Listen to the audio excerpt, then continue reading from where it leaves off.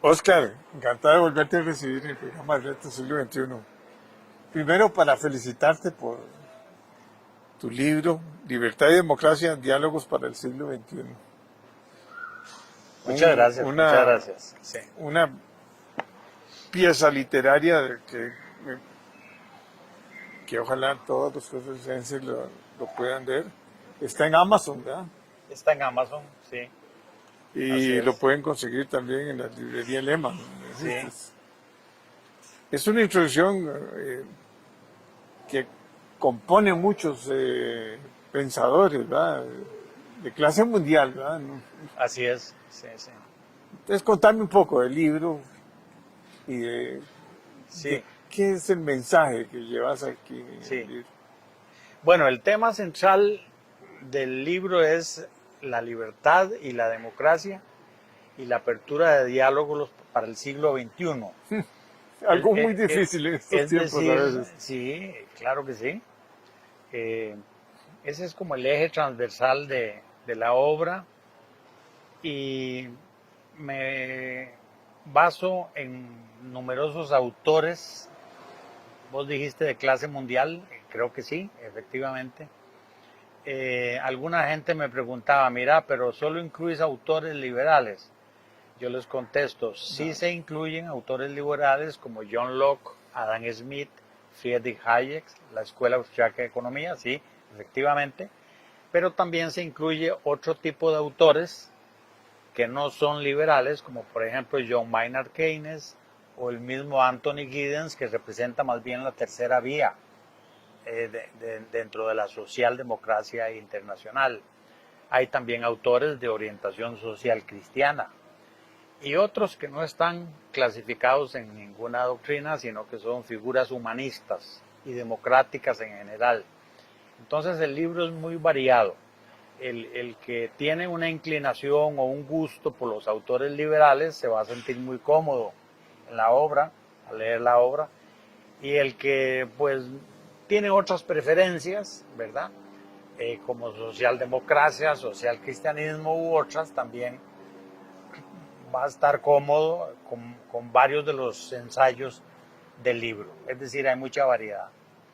Otro tema que me gustaría comentar es que hay toda una sección del libro que se refiere a autores de análisis internacional.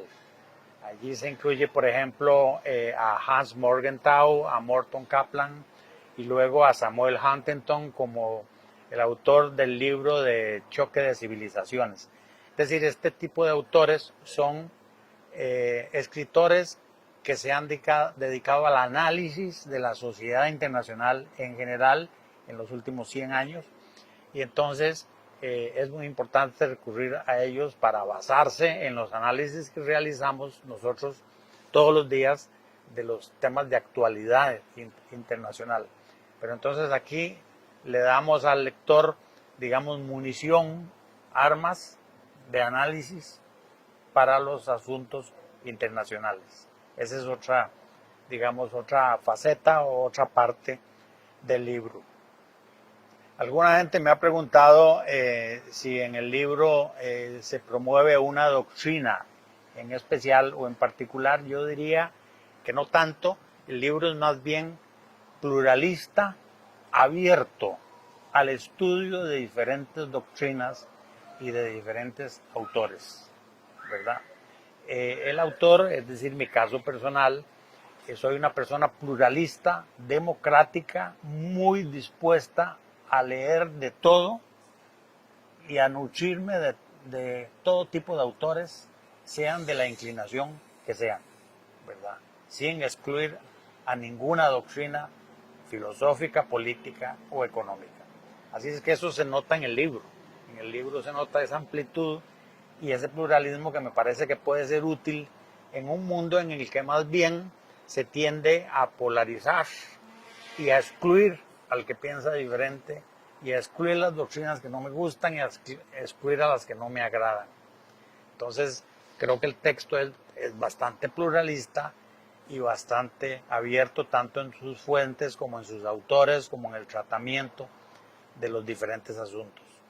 Entonces, en fin, si en algo sigo estando comprometido es con la causa de la libertad, con la causa de la democracia, incluso con la causa de la cultura de paz en un mundo que necesita mucho de eso, porque estamos en un momento de recesión democrática y de múltiples amenazas para los sistemas democráticos a nivel internacional y presente en los 5 continentes, ¿verdad?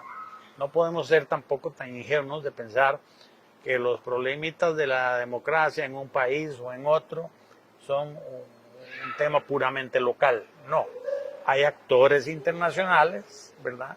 Hay potencias, incluso con agendas destinadas a ir sustituyendo o eliminando los sistemas republicanos y democráticos. Eso tenemos que entenderlo, ¿verdad? Si no nos hemos dado cuenta de eso, pues no hemos entendido el sistema internacional, el sistema internacional actual. Es decir, en el sistema internacional actual hay una pugna entre fuerzas que más bien quisieran un nuevo absolutismo, nuevas formas de autocracia, versus otras fuerzas que quisiéramos sistemas de más libertad y de más democracia. Esa, digamos, ecuación está presente en todas las luchas y políticas que se observan en los diferentes países o estados nacionales que conforman el sistema internacional. Entonces, este libro, si en algo sí está, digamos, inclinado, es a favorecer el pluralismo, a favorecer la libertad y a favorecer la democracia. En ese sentido, este libro sí tiene esa inclinación. Y para el siglo XXI. Para el siglo XXI, que es en el que estamos inmersos, que ya vamos a cumplir, digamos, el primer cuarto del siglo XXI, ¿verdad? Entre broma y broma, ya vamos avanzando dentro de este siglo. Ya este no es un nuevo siglo, sino un siglo que ya vamos durando. Ya, y de grandes cambios, de enormes cambios, perspectivas, desafíos, amenazas, ¿verdad? Que ya no es la cosa idílica de otras épocas, ¿verdad? De que la democracia por sí sola ya era respetada y ya se paraba en sus propios pies y salía adelante. Ahora no, la democracia está profundamente criticada, amenazada, incluso minada, tanto por actores internos como por actores internacionales, que quisieran que desaparezcan los sistemas democráticos para sustituirlos por otro tipo de sistemas más absolutistas, ¿verdad? O más autocráticos. Entonces, especialmente, bueno, yo creo que esto es una lectura obligatoria. Definitivamente ayuda mucho a formar esa democracia como la poliarquía capitalista, esa democracia que yo defiendo con gran valentía, porque creo que es lo mejor del mundo. No es perfecta. En absoluto. Está llena de problemas, ¿verdad? En absoluto es perfecta, es perfectible. Es mejorable, mejorable. Tiene que haber un programa, lógicamente, de una gran responsabilidad social, que se pierde mucho cuando se habla mucho de la libertad y la democracia. Yo siento que con los defectos que tenemos, en Costa Rica es una democracia muy enraigada en nuestras raíces, ¿verdad? Que la vivimos desde la escuela. Desde la escuela hay ya un debate interesante, ¿verdad? No sé si se mantiene esa, y hay gobiernos locales, gobiernos estudiantiles, y hay programas estudiantiles, y hay una educación y un respeto por la libertad en Costa Rica, pero ahora se está cuestionando muchas cosas, ¿verdad? Claro, eh, peligrosamente, digo yo, porque muchos gobernantes o este gobernante que tenemos actual le cuestiona todo de la institucionalidad y la democracia. Y creo que eso no se debe de atacar. Hay que atacar los problemas sociales, problema de la educación, problema de la salud, problema de infraestructura, problema de la marginación o del aumento de las brechas sociales, pero no la democracia, ¿verdad? Porque no hay otro sistema, ¿verdad? El otro sistema es el sistema venezolano, donde ya llevan 25 años Así es. en el poder, y lo que han hecho es que salieron de Venezuela no sé cuántos millones, 8 millones. 8 millones. 8 millones de venezolanos han tenido que salir de aquel país. Entonces esa opción, digamos, de un sistema como el venezolano no parece ser la solución ni es muy esperanzador. Es fuente de enormes tensiones y complicaciones. De gran corrupción. Enormes, sí. Y por cierto, mañana son las elecciones, ¿verdad? En Venezuela, sí. Sí, bajaron Sí. a 5 expresidentes que iban, ni siquiera los dejaron montar en el avión en Panamá. Así es. 5 o 6. Sí. Importante la fecha de mañana, 28 de julio, elecciones en Venezuela, ya que estamos tratando de este tema, ¿verdad?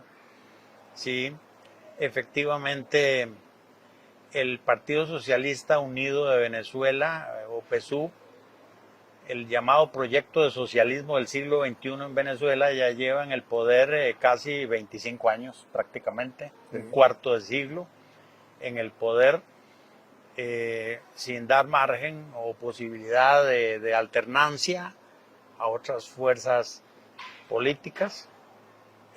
Comenzaron con Hugo Chávez, como recordamos, y luego continuaron con la hegemonía de Nicolás Maduro, y ya entre los dos suman prácticamente 25 años de hegemonía y de dominio absoluto del PSUV, Partido Socialista Unido de Venezuela, sobre la población de ese hermano país.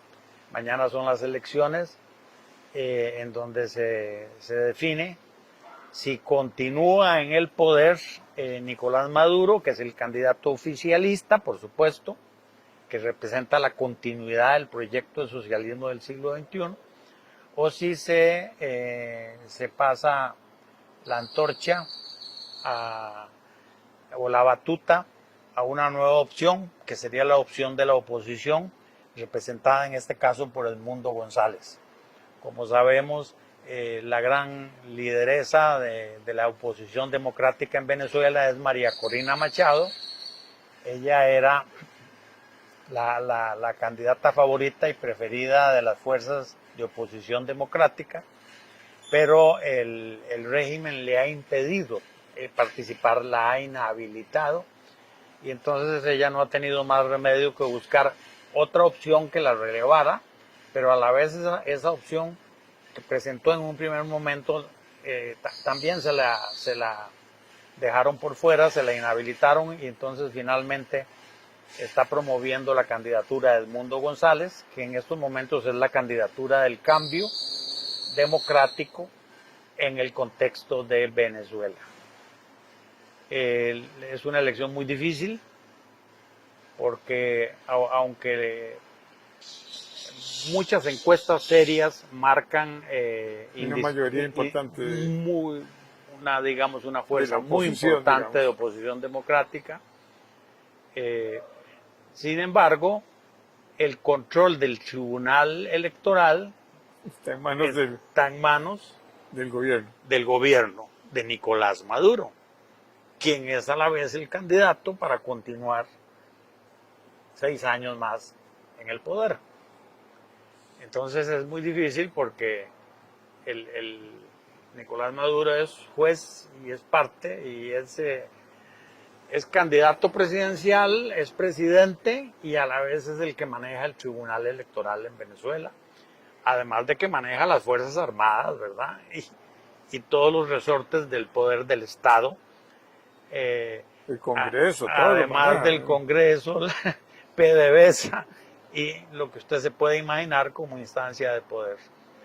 Entonces, es una carrera muy difícil, muy complicada. No quiero hacer pronósticos de ningún tipo, pero sí la fecha de mañana es importante. De lo más interesante del momento o de la fecha es lo que mencionabas, el papel de los observadores internacionales en estas elecciones de mañana 28 de julio. En total ya se le ha impedido digamos, la llegada a Venezuela a aproximadamente 62 o más observadores internacionales. Se les ha impedido llegar, siquiera llegar a Venezuela. Entre ellos algunos expresidentes de la República, ¿verdad? Fue muy mencionado el caso de expresidentes de México, de Bolivia, de Costa Rica, de Panamá, que incluso fueron bajados del avión en Panamá. Ni siquiera se les permitió volar al aeropuerto de Maiquetía en Venezuela, sino que desde el mismo aeropuerto de Tocumen Dijeron, bájese. los bajaron del avión de Copa.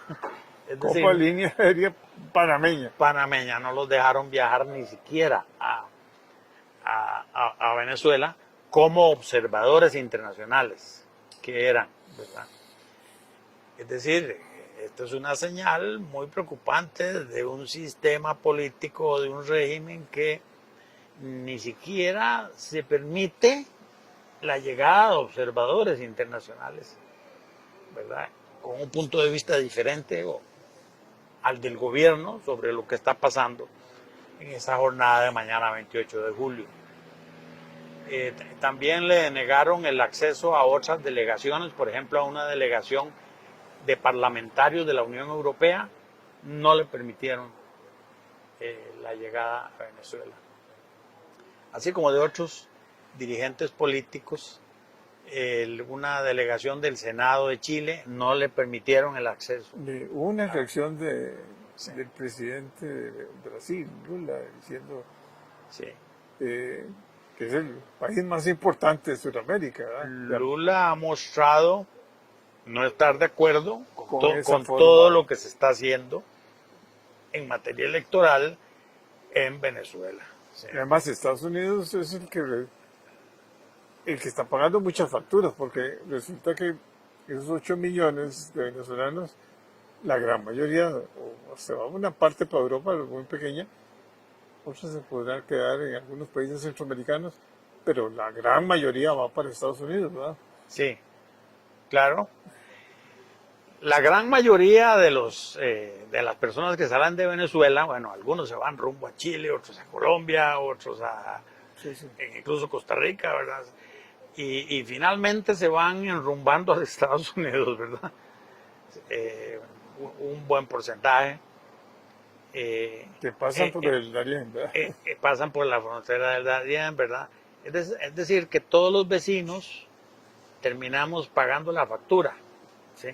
De los fracasos del socialismo del siglo XXI. llamado socialismo del siglo XXI, ¿verdad? La factura la pagamos los vecinos, ¿verdad? Digamos, el fracaso humanitario de este proyecto lo pagamos los diferentes vecinos. Por eso es que también muchos presidentes muestran preocupación por lo que allí se haga, incluido el mismo Lula da Silva, presidente de Brasil, que generalmente era o ha sido aliado o cercano a Nicolás Maduro, ha expresado ahora preocupación sobre ciertas declaraciones de Nicolás Maduro en las que afirmó que dependiendo del resultado del 28 de julio puede haber un baño de sangre en Venezuela. Sí. Ese tipo de declaraciones generan un nivel de radicalismo y de confrontación, ¿verdad?, que no augura buenos resultados al proceso electoral de mañana, y entonces le genera un nerviosismo a países vecinos como Brasil, ¿verdad? Que son los que van a tener que recibir exiliados y refugiados en el caso de que la situación en Venezuela se agravara. Es decir, que si la situación en Venezuela se agrava, se polariza aún más, se convierte en una especie de enfrentamiento o guerra civil, los que van a pagar esa factura son los brasileños, el gobierno de Brasil, el gobierno de Colombia, vecinos, ¿verdad? Nosotros también, los panameños, los costarricenses también, vamos a tener que pagar esa factura de la radicalización en el proceso de Venezuela. Sin embargo, bueno, no quiero hacer vaticinios respecto a lo que va a suceder mañana, pero algunas personas tienen todavía la perspectiva de que será posible un triunfo electoral de Edmundo González con el apoyo de María Corina Machado.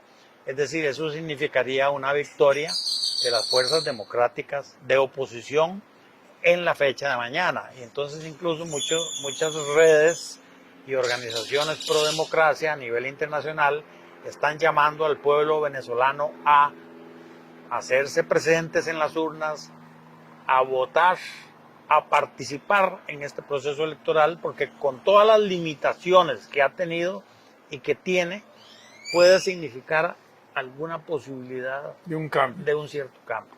Que por lo menos hay que intentarlo y hay que agotarlo, ¿verdad?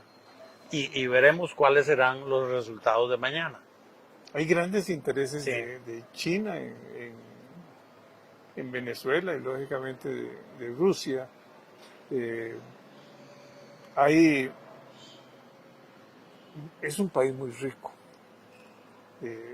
Yo me recuerdo mucho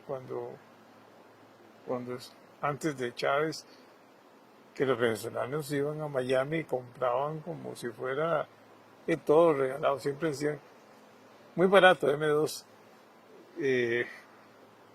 Ahora no pueden ni viajar, se perdió toda aquella riqueza importante. También había lógicamente muchas injusticias, mucha corrupción. Ahora están metidos también fuerzas, se habla mucho de narcotráfico también, como en todos los países que estamos inmersos en ese problema, ¿no? Pero la libertad no existe. En Venezuela la situación es muy difícil y es un fracaso ese socialismo.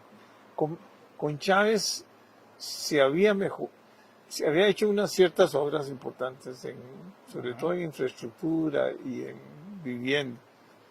Pero muere Chávez, que era el líder, y deja a Maduro con dos o tres más que andan alrededor de él. Así es. Pero la verdad es que ha sido un fracaso completo todo. Su economía se cayó totalmente, la producción de hidrocarburos, y además es un país riquísimo en minerales y en todo. O sea, Venezuela es un país poderosísimo en recursos naturales. Así es. Ahora no sé qué va a pasar en Estados Unidos, ¿verdad? Porque es una transición complicada la que se presenta, ¿verdad? Con un presidente que prácticamente se está retirando, o ya no está. Biden ya como que ya perdió digamos, su fuerza y su mandato, aunque no, todavía le quedan 5 meses. Así es. Le quedan 5 meses, pero de ahí hay que, ¿cómo se llama? Hay que ver qué vamos a hacer, ¿verdad? Claro.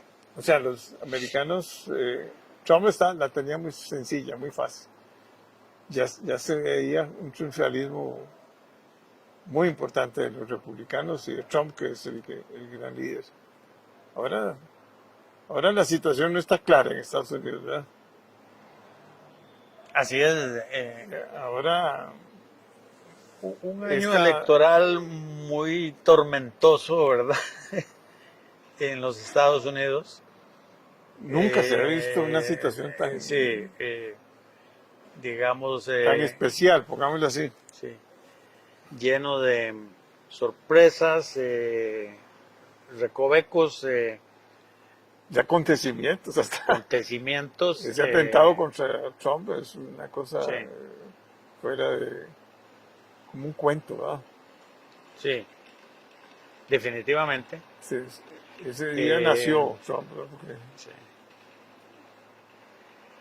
Grandes acontecimientos, cambios, mucho estrés para los medios de comunicación, para los periodistas, indiscutiblemente.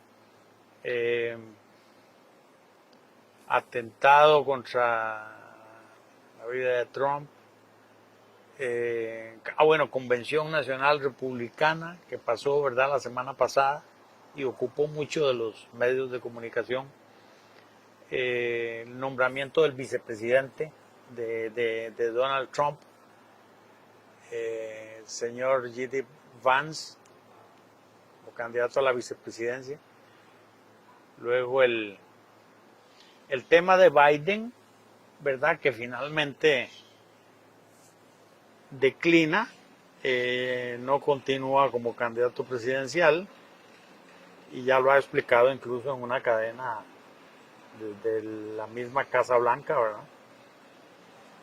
y Kamala Sí, que toma fuerza, ¿verdad? Kamala Y más que ahora es la le nueva apoyó candidata, sí, Obama. sí. A Kamala ya la han apoyado, primero que todo, la mayoría de los delegados de la Convención Nacional Demócrata ya le dieron el apoyo. Además de los Clinton, ¿verdad?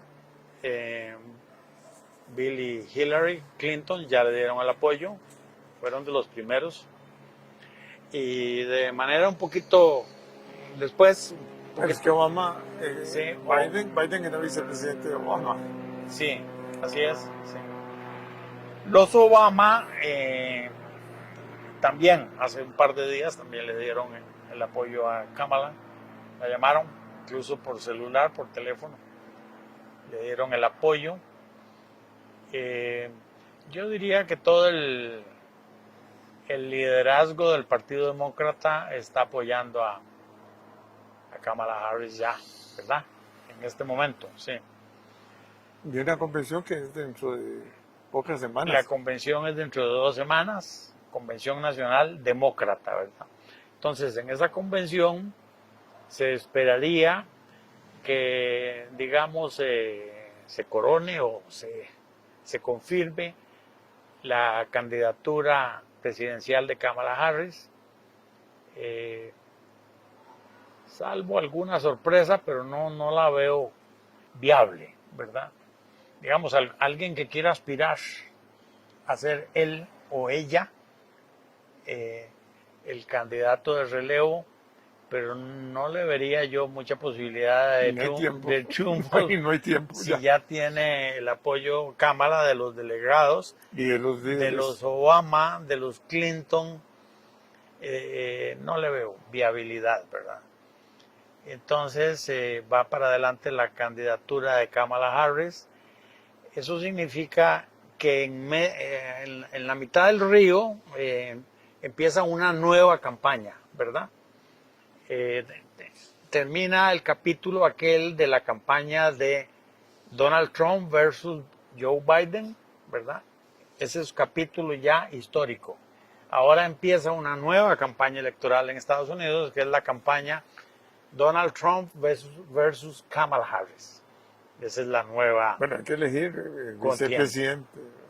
Kamala Harris tiene que buscar a su vicepresidente. Tiene Me imagino que es un hombre o una mujer. Bueno, puede ser. varias posibilidades. Se habla de varios nombres, varios gobernadores, algún ministro de transportes, Pete Buttigieg, se habla como una posibilidad. para vicepresidente de Kamala. Se habla de Shapiro, que sería otra posibilidad.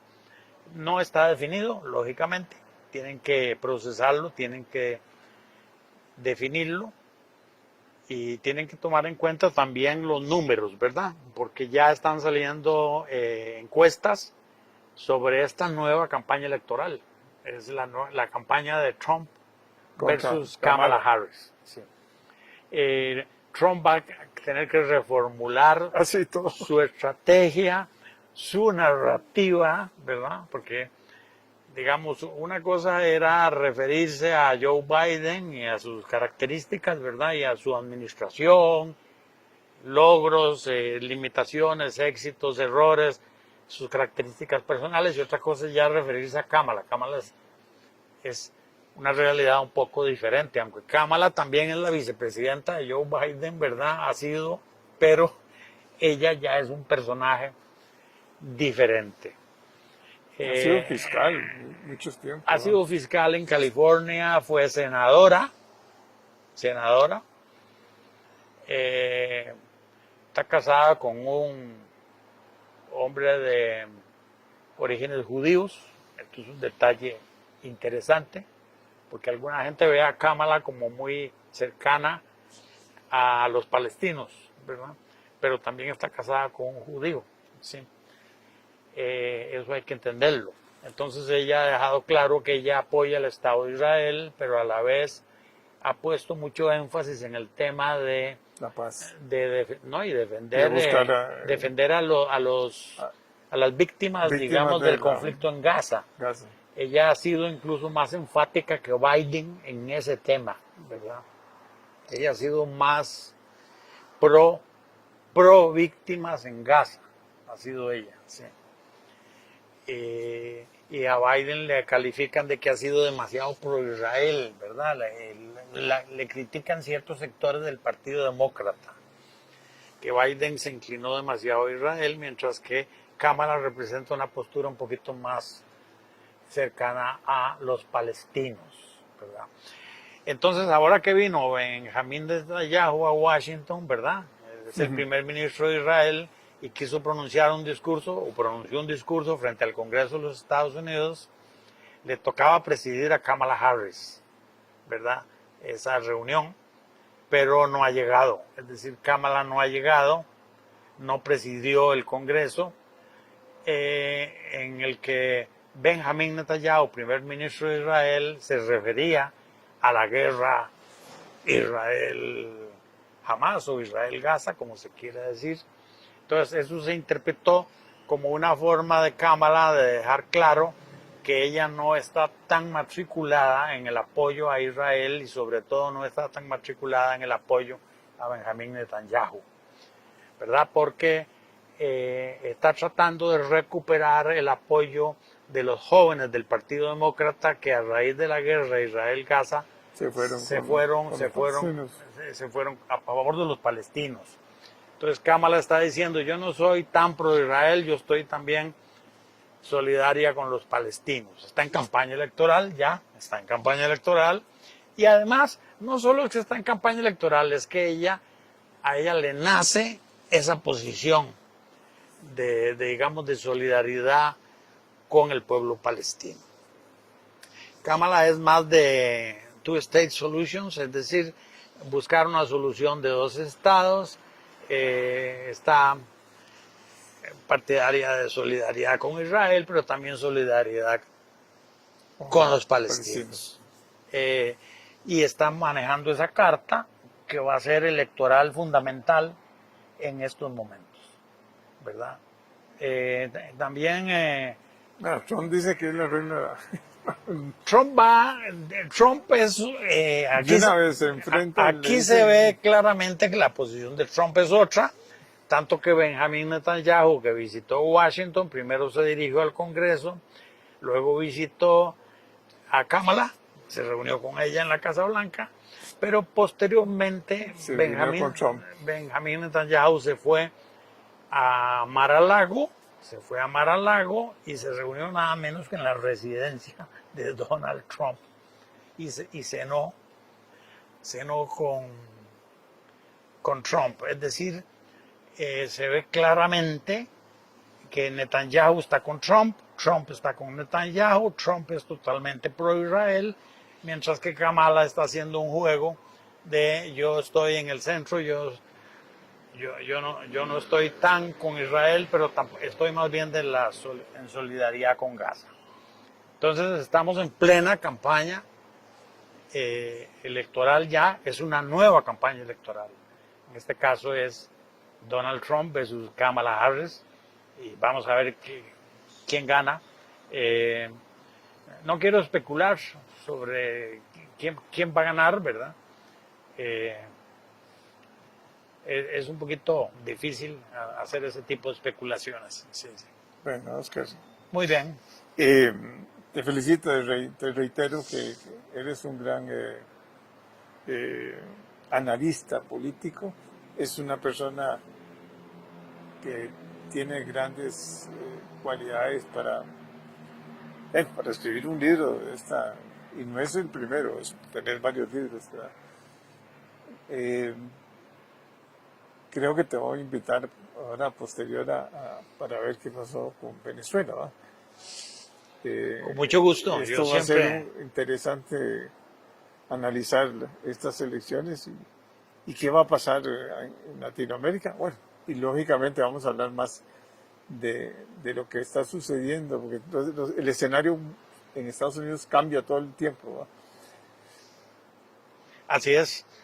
Estos próximos meses en Estados Unidos van a ser muy importantes para Costa Rica. Muy noticiosos, claro que sí, por supuesto. Sí, sí.